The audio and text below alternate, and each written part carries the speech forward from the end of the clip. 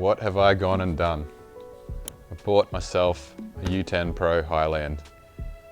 Never thought that I would go for something with all this technology, aircon, heating. It's definitely something I don't think is really required in southeast Queensland. It wasn't that I was unhappy with my UForce 600, I really like that thing and I've still got it.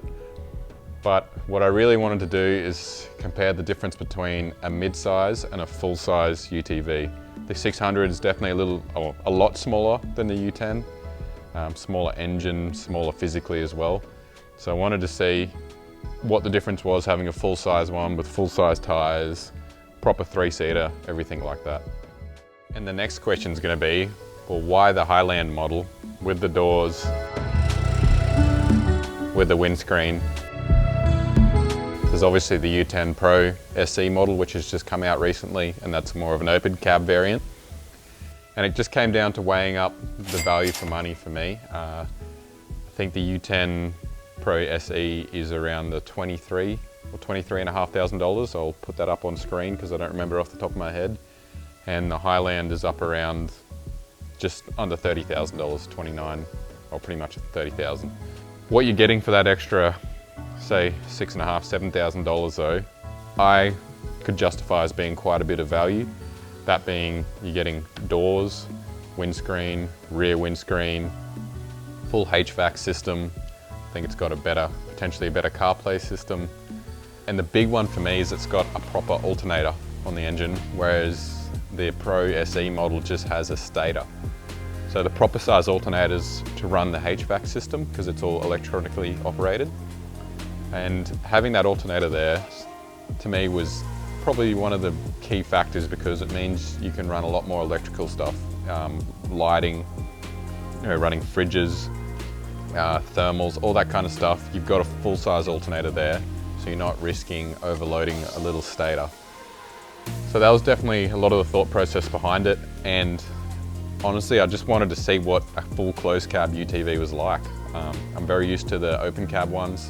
They're great, and when it rains you get a bit wet, and when it's windy it gets a bit cold, etc.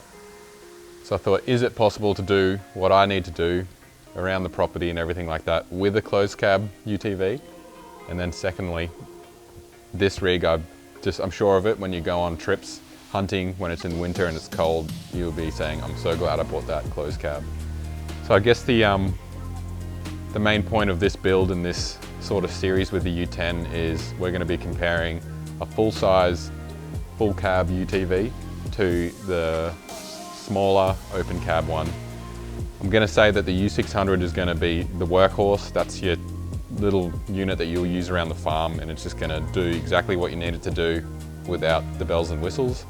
Whereas your U10, this is going to be got all the bells and whistles. Some of it actually might be a pro, other things might be a con. Like I can see having doors being a bit of a pain, honestly, getting in and out all the time, but maybe that won't be as much of a problem as I expect it to be. But really, I want to set this up to be the go-away rig. This is going to be the one that it doesn't have the spray unit in the back, it doesn't have all that gear that is a pain to unload it all if you want to chuck it on the trailer and do a weekend out hunting if you want to head out west. So, we'll have a bit of a look around this. I'll give you my first impressions. I've been around the U10s quite a bit since they've come out. There's some things I like about them, some things I don't like, but I think this build we're going to really try and hit the nail on the head with the ultimate hunting rig. And not just hunting, but also adventuring rig as well. Got some really cool products. You might see one in the background there, which should be released by the time this video is out, which is that rear multi panel. But there's a bunch of other things we're working on. Try and spot them as we do the video, and we'll keep on releasing new stuff as we go. Let's do a bit of a walk around. I'll give you a couple of my first opinions on it and how I think we can rectify things I don't like, and I'll let you know the things I do like. And from there, I'll give you a bit of an insight on what's coming next. Now, if you haven't seen the interior on one of these already, it's usually the thing that impresses people the most. Once you open the door and people see these seats, they see how refined it is in here. It's definitely more like a car than a UTV. I don't know, some of you might have already seen, but like everything is push button. You got all your gear selection is push button. You got the full CarPlay system. I really like how you've got the winch control and the rocker switch in here. You've got hydraulic tilt and tip on the tray, all your hill descent control, your rear locker, stuff like that's already all buttonized.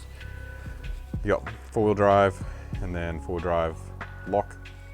You can put all that in just by this very similar little turntable to what is on the other CFMOTO models. You've also got this speaker system. I haven't even tested it yet, but it's pretty epic. Takes up a lot of room though.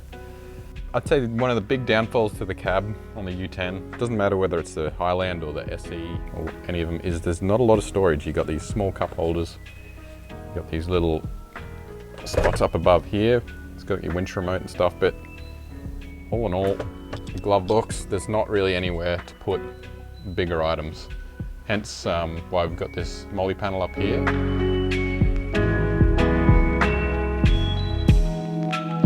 And to be fitted yet is our footwell molly panel with some of our storage bags. Now this is more for the implements you need when you're either around the farm or hunting, just stuff you need to grab easily. I just find myself always looking for somewhere to put stuff in this, so that's probably the first thing I want to sort out, is just getting the storage under control. We'll continue our walk around the cab. Common complaint on these is the doors are hard to open. Thankfully on my one, I have had them before where you kind of need to push in then open. Thankfully on my one, it's actually not too bad. I guess it's the pressure of the rubber seal up against the actual door jamb there. That means you have to push it in to just release that.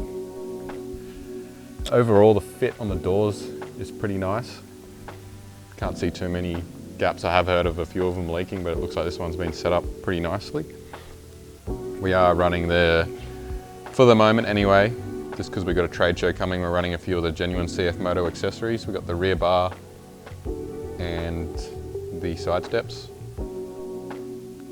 Let's just say I've got ideas for those because I'm not totally convinced that these are the best options, but we'll talk about that more in the future. The tub, I like this. The 600's got the clips on either side, so when your hands are full, it's a bit of a pain, but that's just straight up easy to drop that. I think this is also really cool. I don't think the SE model has this, which is the power already in the tub, so if you want to run your spray tank and everything, you've already got power here. Hydraulic tipping tray I mentioned before. Got the rear windscreen with this slide open. We'll be putting one of our rear molly panels across here very soon. That's part of the plan. Again, get the storage sorted out, and that'll be more for fire extinguisher, maybe a shovel or an axe or something, just easy to grab items. One massive benefit to the U10 over the other models in the CFMOTO range is you've got 29-inch tyres from factory, so heaps of ground clearance. I don't think you really need to go bigger than this, maybe. We will be putting spacers on because they're a very tall buggy, and I think putting some wheel spacers on is just really going to help with the stability, especially because I want to do a little bit of faster stuff with this. I just want to make sure we've got it firmly planted on the ground, so wheel spacers will be going on. I've got the CFMOTO genuine front bar on there at the moment. That will be coming off in the future. This tilt, electronic tilt windscreen is really cool.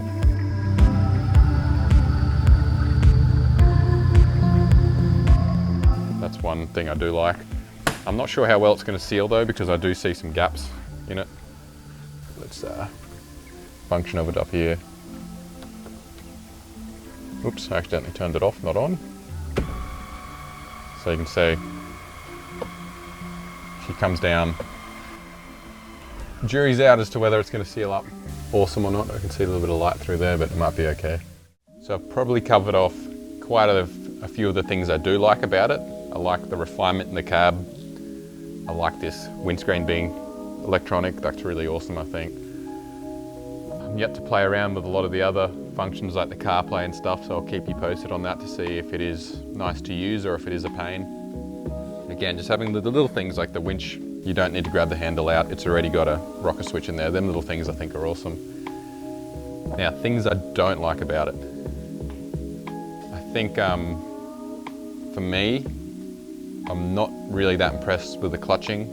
It feels pretty jerky, especially I've driven other ones and they've been better, but this one in particular, I'm not sure why, but it has a real jerk to it, especially in reverse. It's almost like, I don't know what's going on in the primary there. Something's grabbing up or the belt's not grabbing properly, but not too concerned because we're going to put an RNG Mitsubishi belt in it, and we're going to put an RNG Performance primary clutch kit and secondary clutch kit in it. I think that's really going to help in terms of the engagement, and also it's very customizable, so I can play around with the weights on the primary clutch to set that up exactly how I like it. So I'm not too stressed about that. We'll do it in stages. I'll do just the belt first and show you what the difference in just doing the belt is, and then we'll do the clutch upgrades after that, and then we'll compare them all. I don't like the fact that the underbody has this really flimsy, big plastic panel. There's a lot of exposed areas under there that we've identified, and we are working on it to protect the underbody. We are also working on CV protectors because they're heavily exposed, like on every other UTV. So there are a few things I don't really like. It is, I don't know, I might be biased. I've only ever had CFMOTOs. It does seem a little noisy in the cab as well. Not as bad as the 600. Again, I'm yet to use this properly. I've only used it around the shed and in the car park. I'm yet to get it out onto a property and actually give it a proper run. But it does seem a little noisy. That's my first impression. Whether we can do anything about that without pulling everything out and sound deadening, putting sound mat all through it, then I'm not sure if I'm willing to go to that full effort just to knock a little bit of noise off. But yes, I guess they're the main ones I'm worried about at the moment. And then just the lack of storage, like I mentioned before. But don't worry, we've got plenty of solutions for that coming. I'm honestly really excited for this build. We've got a lot of cool things coming. Next time you see this on camera, it's going to look completely different. It's going to be a whole different machine. Like right now it's very stock. That's the plan. We've got a trade show coming up that we're taking it to in a week or so. So I've got about a week to just chuck a bunch of products on there. We'll document a little bit of the fitting, but you guys have seen a lot of that before. I'm more interested in showing you the completed product, and I think it's going to be one of the best looking U10s in Australia, just quietly. If not the best, we'll see. Yeah, so I'm really excited, and I'm also very excited to see how I feel about using this compared to the 600. Because at the end of this, I'm going to have to get rid of one of them. I can't keep both UTVs. Well, maybe I can, hopefully I can, but more than likely I'm going to have to get rid of one of them. For me, as a big enthusiast and lover of the 600, like for me, value for money, you're sort of talking 16, 17 grand for the Hunt model with everything on it. You still got money in the bank then to fit it all out and still be under the cost of a stock U10. And I'm a very practical thinking person, so it's going to be interesting to see my viewpoint on it, to see if this is actually really worth the extra money, because I do like 600, but you know, it's pretty hard to say you're not going to like this thing when you see all the features and accessories it's got. I think it's going to ride a lot better with these bigger tyres, the suspension, everything's just a lot sturdier underneath, like the undercarriage is strong on these. I'm pretty impressed. That's one thing I didn't mention before. You know, the size of the A-arms, all the sway bars and everything, they're pretty solid under these, so that's pretty impressive from CFMOTO on that. So yeah, really curious to see what I think between the both of them and which one I'm going to keep. In a perfect world, I would keep the 600 as a workhorse, and that's going to be the one on the farm that does all the things I need to do around the property, and then this thing's going to be just ready to throw onto the trailer at any minute when there's an opportunity to get away. I just always found with the 600, it became another process because I had to take everything out of it that I had for using on the farm to then take it away. I know, cry, what a terrible problem to have, but when you're very short of time, if you can make it as convenient as possible, then I hope that's going to mean I get to use it more. So stay tuned. Next video, like I said, this will be looking completely different. I'm really excited to see what you guys think about it. Got any questions, just throw us a message, give us a call. Happy to chat through anything with you.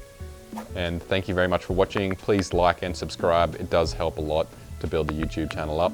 And we're going to be trying to bring out more regular content on this U10 and CFMOTO UTVs in the very near future. See you in the next one.